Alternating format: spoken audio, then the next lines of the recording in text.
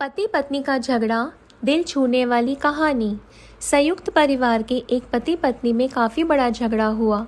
यह झगड़ा उन छोटे मोटे झगड़ों से ज़्यादा गंभीर था जो हर पति पत्नी में सामान्यतः होता है, क्योंकि इस झगड़े में एक दूसरे की आलोचना करते करते बात इतनी बिगड़ गई थी कि पति पत्नी एक दूसरे से अब तलाक मांगने तक बातें करने लगे थे।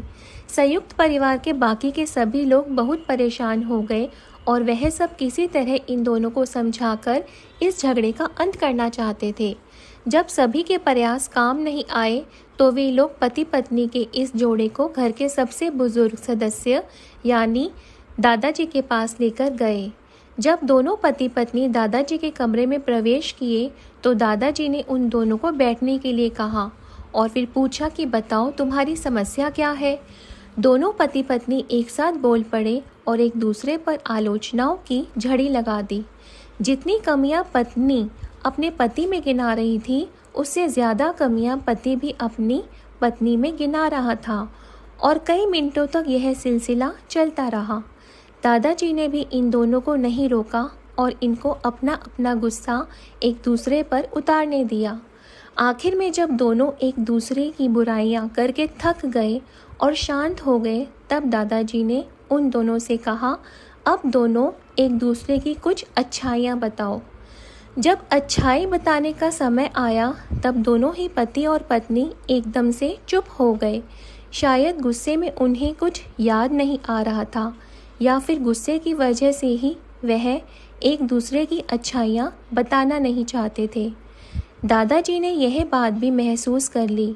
थोड़ी देर तक जब कोई भी नहीं बोला तब दादाजी ने कहा, अच्छा ठीक है, यह लो पेपर और पेन और एक दूसरे की अच्छाइयाँ इसमें लिखो। पति पत्नी दोनों ने ही पेपर और पेन लिया और एक दूसरे से काफ़ी दूर जाकर बैठ गए। थोड़ी देर तक ना पति ने कुछ लिखा ना पत्नी ने। फिर पति ने पेपर में कुछ लिखना शुरू किया। उसे देखकर पत्नी ने भी अपने पेपर में लिखना शुरू कर दिया।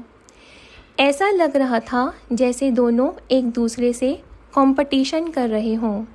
काफ़ी समय तक दोनों ने पेपर में लिखा और जब पेपर लिखावट से भर गया तब दोनों ही अपना अपना पेपर लेकर दादाजी के पास उन्हें देने के लिए गए। दादाजी ने उन दोनों के ही पेपर लेने से मना कर दिया और कहा कि अपने अपने पेपर एक दूसरे को दे दो और अब एक दूसरे के पेपर पढ़ो। पति ने पत्नी को और पत्नी ने पति को अपना पेपर दे दिया। वे एक दूसरे के पेपर पढ़ने लगे। थोड़ी देर बाद पति और पत्नी दोनों के ही आंखों में आंसू थे। पेपर में अपने बारे में लिखी अच्छाइयाँ पढ़कर पत्नी तो फूट फूट कर रोने लगी। पत्नी को रोता देख पति उसे चुप कराने के लिए दौड़ पड़ा और माफ़ी मांगते हुए उसे मनाने लगा। पत्नी ने भी पति की माफ़ी मांगी और माहौल ऐसा हो गया जैसे कभी कोई झगड़ा हुआ ही नहीं था। दोस्तों, कमियां और खूबियां जगत के हर इंसान में होती हैं। अब ये हमारे ऊपर होता है कि हम कमियां देखकर अपने जीवन को नरक बना लें या खूबियां देखकर अपने जीवन को स्वर्ग बना दें।